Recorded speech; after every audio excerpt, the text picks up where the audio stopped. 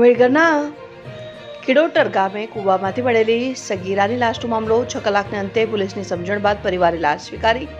સગીરાની હત્યા થઈ હોવાના પરિવારજનોના આક્ષેપ। વહેલી તકે પોલીસ આરોપીઓને શોધે તેવી પરિવારજનોની માંગ। પોલીસે આરોપીઓને ઝડપી પાડવાની બાહેધરી આપતા પરિવારે સ્વીકાર્યું મૃતદેહ। પાલનપુર સિવિલના પેનલ પીએમ બાદ પરિવાર લાશને લઈ અમીરગઢ જવા રવાના।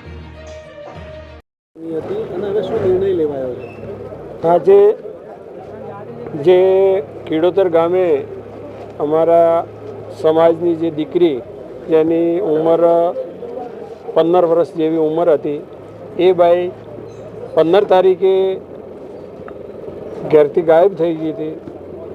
શંકાસ્પદ જે લોકો હતા એમના વિરુદ્ધમાં અમીરગઢ પોલીસ સ્ટેશને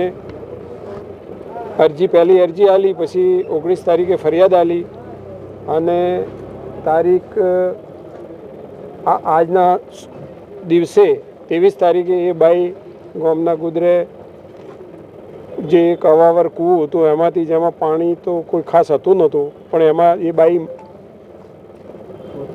મૃતક લાશ મળી ને પોસ્ટમોર્ટમ માટે પાલનપુર લાવેલા ને અહીંયા પોસ્ટમોર્ટમ માટે બધી વિધિ કરી।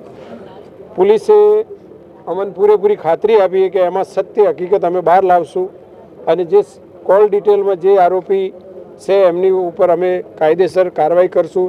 એમાં જરાય ભીનું ન સંકેલીએ એવો અમે પોલીસ પ્રશાસન ઉપર વિશ્વાસ રાખી અને લાશ અમે એમના પરિવારજનોને સાથે લઈ અને ક્રિયાક્રમ માટે લઈ જઈએ। શંકા એમાં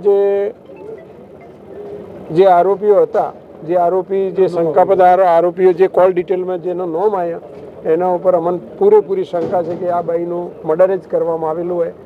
એની ઉંમર ઓછી હોવાને સાથે આરોપીઓ ગભરાઈને એમને એમ કીધું કે ભાઈ હવે આ કોઈ છૂટકો નથી, એટલે એમનું મર્ડર જ થયેલું છે, એમાં કોઈ બેમત નથી। હા, મારું નામ સ્વરૂપાભાઈ।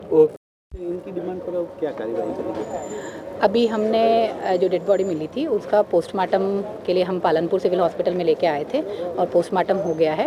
और जितने भी पोस्टमार्टम में हमने डॉक्टर्स को रिक्वेस्ट किया था कि भाई विसरा है, ब्लड सैंपल्स हैं, कपड़े हैं, जो भी है तपास के लिए आपको जो जो चाहिए होता है वो सभी इन लोगों ने यहाँ से फॉरवर्ड करके फॉरेंसिक्स के लिए अहमदाबाद भेजेंगे और फिर उसके बाद जो रिपोर्ट्स आ जाएगी उसी के बेसिस पे हम लोग आगे लीगल एक्शन लेंगे।